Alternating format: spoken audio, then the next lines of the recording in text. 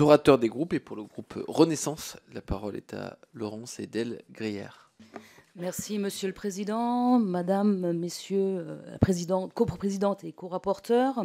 Au nom du groupe Renaissance, je tiens à vous remercier pour l'excellent travail présenté sur l'adaptation de l'eau aux défis climatiques.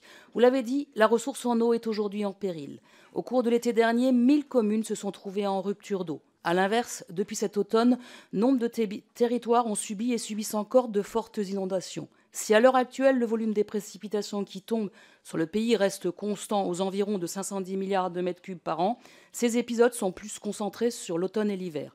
Dans le même temps, le réchauffement climatique, en limitant d'une part l'enneigement, réduisant ainsi l'eau stockée sous forme de neige, et en augmentant d'autre part la demande en eau des végétaux, se traduit par une baisse des quantités d'eau disponibles. Le cycle de l'eau en est perturbé et la ressource, même abondante, est moins facilement disponible. Ainsi, plus de 110 bassins versants connaissent déjà des tensions structurelles. Et ce phénomène va s'accentuer. L'étude Explore 2070 estime que les débits des cours d'eau devraient diminuer. Pour le Rhône, la baisse du débit d'étiage pourrait être de 50% d'ici 2100. Aussi, votre rapport le souligne. Au-delà des postures idéologiques, il faut réussir à trouver un équilibre alliant sobriété et stockage de l'eau multi-usage. Si tous les usages sont concernés, c'est l'agriculture qui est la première impactée. Car sans eau, il n'y a pas d'agriculture. Mais sans agriculture, il n'y a pas d'alimentation ni de sécurité alimentaire. Chaque goutte d'eau prélevée doit être la plus efficace possible.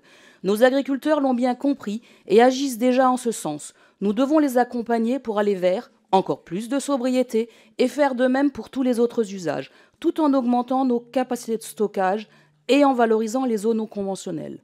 Comme le montre ce rapport, avec le Varenne de l'eau suivi du plan eau présenté en mars dernier, la majorité et le gouvernement se sont saisis du sujet. 6 mois après le lancement des 53 mesures du plan eau, 80% d'entre elles sont déjà engagées. Aussi, il convient aujourd'hui de poursuivre leur mise en œuvre avant d'en évaluer les résultats. Je vous remercie. Merci.